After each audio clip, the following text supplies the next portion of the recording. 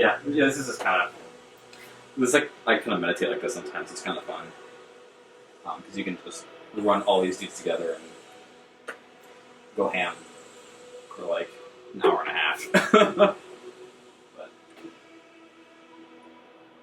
it's cool. It's cool. Yeah, it's like really more chill and low key than what like where I usually vibrate.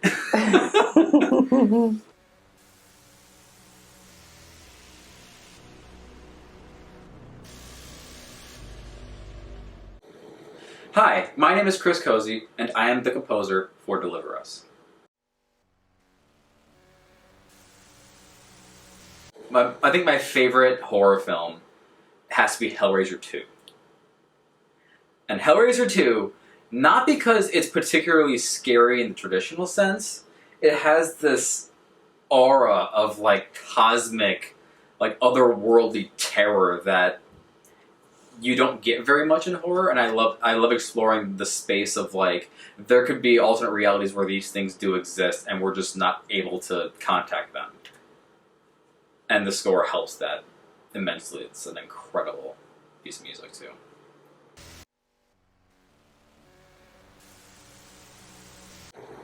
Oh man, I took piano lessons when I was like 7, but I also gave that up. Then I went to like middle school and I got into like Black Sabbath and like Green Day. I don't like Green Day anymore, but I still love Black Sabbath.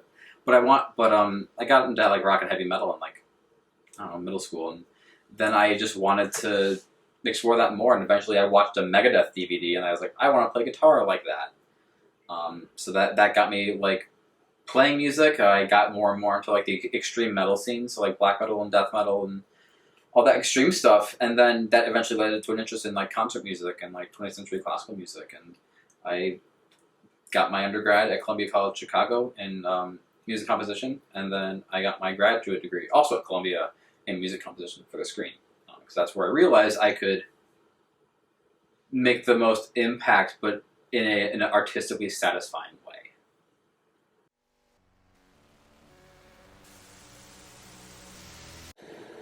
I think what really got me about Deliver Us is the fact that it's telling a pretty modern and socially poignant story, but it's telling it through a medium that's more effective than we'd like to admit, because we often have socially conscious messages being portrayed in comedies and dramas and all the time, but it never comes across as, I think, potently as it would in a horror film.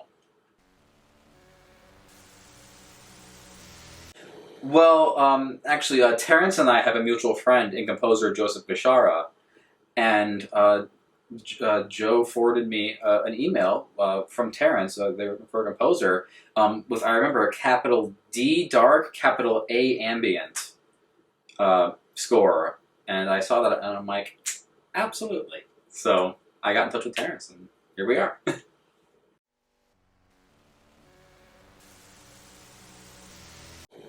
I'd send some back. But you can play this game. Yeah, I'd send some back. I can tell you what would be in them.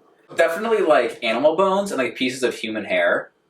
But like maybe once in a while something weird innocuous like a nail or like a screw and just or like coffee beans.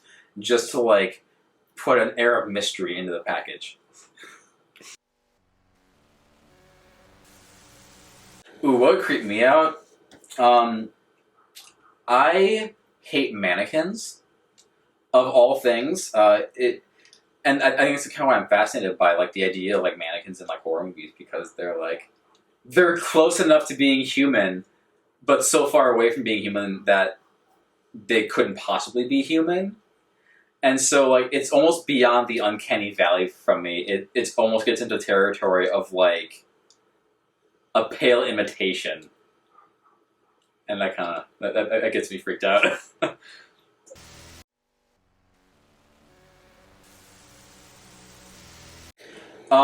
I hope to communicate the sense of undeniable dread that we all strive for. A good score will lift up the film, but not dilute the message. And so I want to deliver a score that is as deeply terrifying as it is thematically appropriate.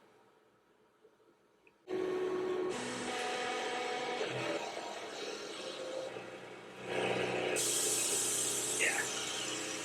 This is what I do. This is one of the most fun things for me to do. Is just make terrifying, terrifying, horrible sounds. I hope somebody says, "Yeah, I want more of that."